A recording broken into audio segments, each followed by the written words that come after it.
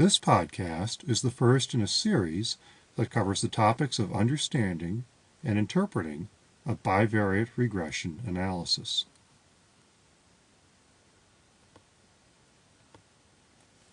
We have come to the point where we can understand and interpret a procedure that truly allows us to evaluate causal statements, where an independent variable significantly explains variation in the dependent variable.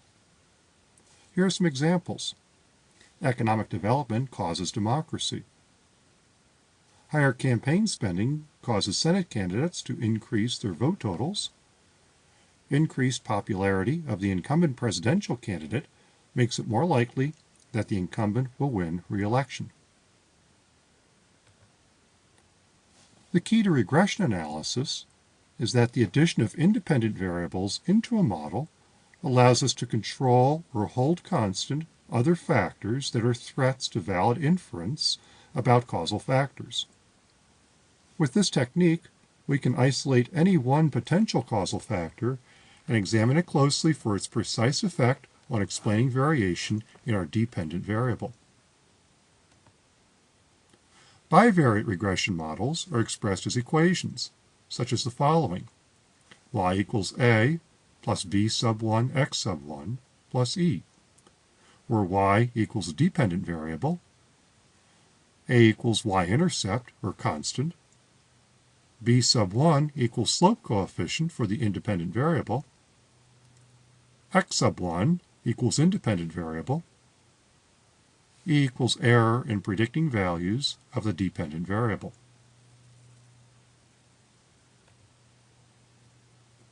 Let's walk through this equation. The simplest regression model is the bivariate regression, where one independent variable seeks to explain in a causal manner variation in a dependent variable. What does this mean? Let's consider an example where we have data collected on two variables, per capita income and measures of corruption for 10 countries. Here is the data table. I have randomly sampled 10 countries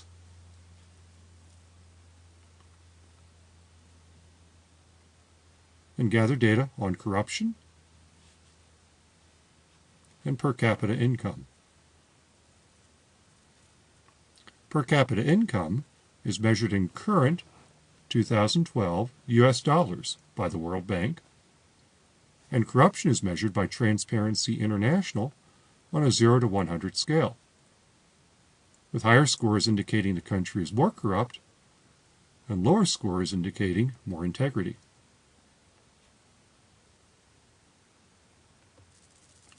Let's hypothesize that the greater the level of corruption that is present in the country, the lower the per capita income in the country, since corruption signifies lost income in the form of bribery, kickbacks, fraud from a black market, and other conditions. We thus hypothesize a negative relationship between our independent variable of corruption and our dependent variable of per capita income.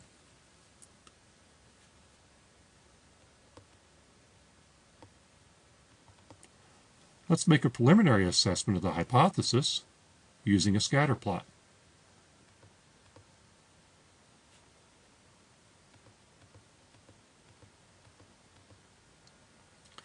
We can see that there is a slight negative relationship between corruption and per capita income as hypothesized.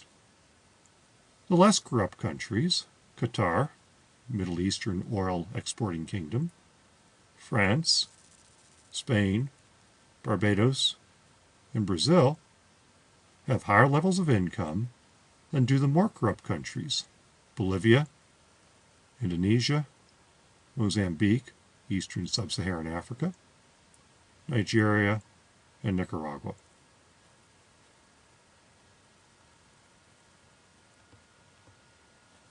Here's a major goal of regression analysis. It seeks to place a line on the scatter plot that comes as close to all of the points as possible. As you can imagine, there are an infinite number of lines that can be drawn through this scatter plot. The procedure for creating the best fitting line is to minimize the sum of squared deviations from the line. This is called sum of squares, or SSE. The formula for SSE is as follows. SSE equals the sum of y sub I minus y hat squared, where y sub I is the actual value for the dependent variable for the case, and y hat is the predicted value for the dependent variable for the case, based upon the independent variable value for the case.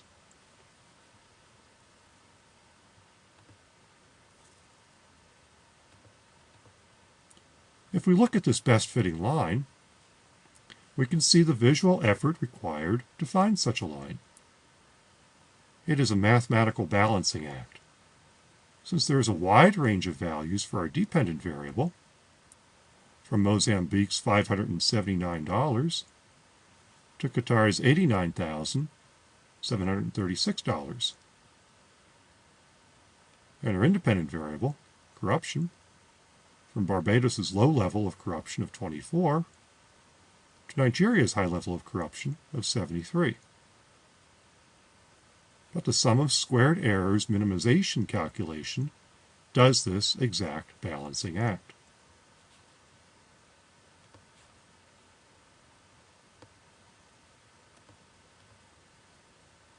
Another way to think of the sum of squared errors is to see that for each of the 10 data points, there is some distance between the point and the fitted line that reflects the minimized sum of squared errors.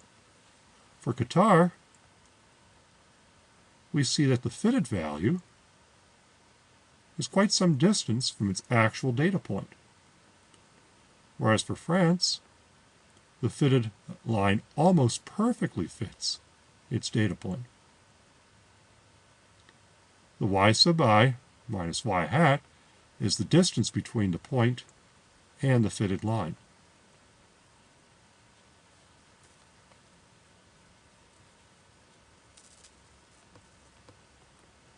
Once we have acquired this line, it can be described in an equation format, which is called the regression equation.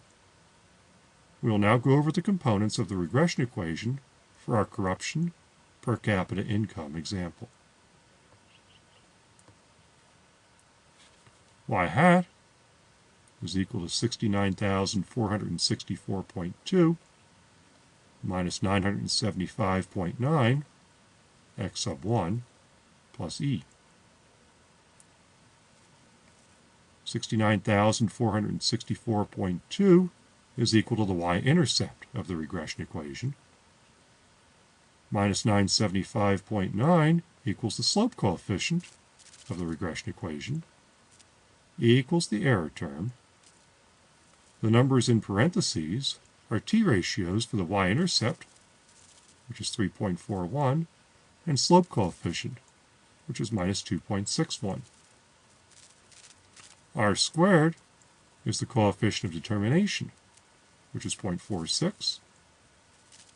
SEE is the standard error of estimate for the regression equation, which is 21,840, and equals the number of cases, which is 10, or 10 countries.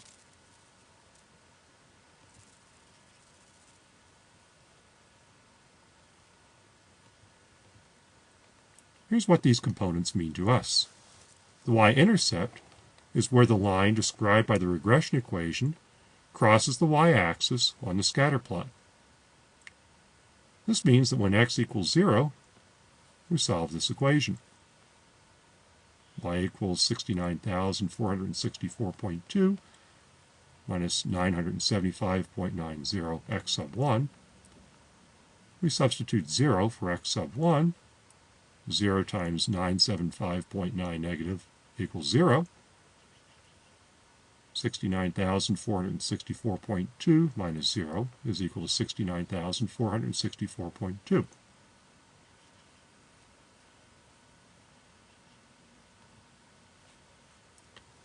The slope coefficient means that for every unit increase in the independent variable, the dependent variable will decrease by the slope coefficient value, since the slope coefficient is negative. Thus, for every unit increase in corruption, per capita income decreases by $975.90. For every 10-unit increase in corruption, per capita income decreases by $9,759. That's the cost of corruption for our sampled countries.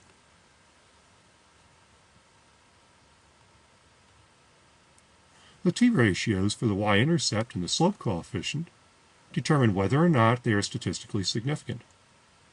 In regression analysis, this is equivalent to learning whether or not, with 95% probability, the y-intercept and slope coefficient could possibly be 0. In the case of the slope coefficient, this would be equivalent to saying that the independent variable has no impact on explaining variation in the dependent variable. We will use the rule of 2 to determine whether or not the y-intercept and the slope coefficient are statistically significant. If the absolute value of the t-ratio is greater than or equal to 2, then the y-intercept and slope coefficient are statistically significant. If the absolute value is less than 2, then they are not statistically significant. We interpret the y-intercept and slope coefficient individually. In our regression equation, the absolute values of 3.41 for the y-intercept and 2.61 for the slope coefficient, or 3.41 and 2.61, are both greater than 2. So we conclude that both the y-intercept and the slope coefficient are statistically significant. In other words, we have 95% confidence that neither of them equals 0, or no effect on the dependent variable.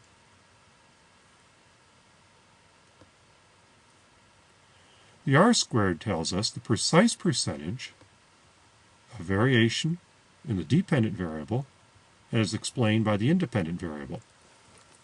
The higher the percentage, the more precise the predicted value of the dependent variable, thus the stronger the model. The lower the percentage, the less precise the predicted value of the dependent variable, thus the weaker the model. The range of values for R-squared ranges from 0 to 1, or 0% to 100% variation explained. Convert the decimal value to percentage value. The R-squared for this model is 0.46, meaning that 46% of the variation in the dependent variable per capita income, recall the range of values from the scatter plot, is explained by the independent variable corruption. This is considered to be a moderately strong model. The R-squared standards are that strong models have an R-squared of greater than or equal to 0.5. Moderately strong models have an R-squared greater than or equal to 0.25 and less than 0.5. Weak models have an R-squared of less than 0.25. The standard error of estimate for the regression equation is used to compute a 95% confidence interval for the predicted value of the dependent variable. This works in the following way.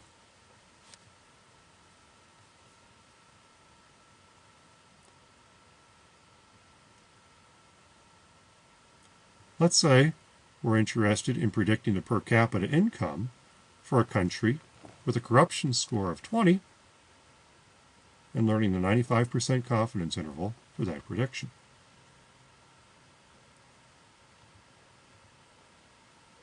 First, we would plug 20 into our regression equation as follows. Y equals 69,464.2 minus 975.9 x sub 1 plus e.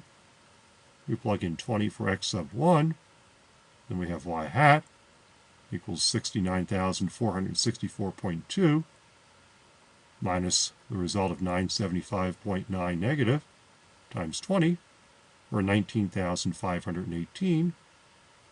Y hat would equal 49,946.2.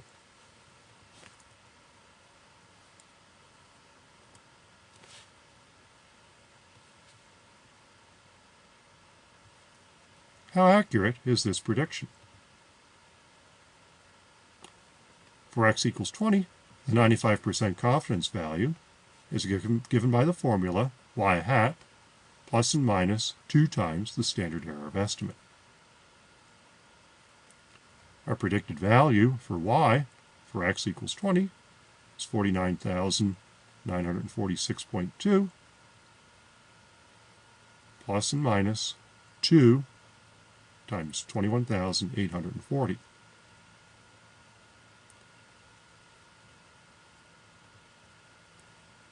We solve that calculation.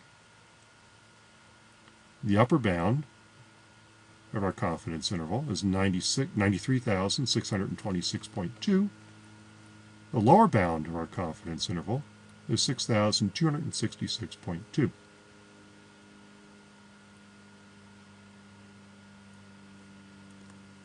We can see that this is a wide confidence interval. What does this mean? It means we have a long way to go in explaining the variation in the per capita income variable. But corruption is a statistically significant factor in explaining variation in per capita income. We need to find more explanatory variables that can explain variation in per capita income. Our next podcast will examine the fundamentals of multiple regression analysis, where we can use more than one independent variable to explain variation in the dependent variable. This concludes this presentation of bivariate regression analysis.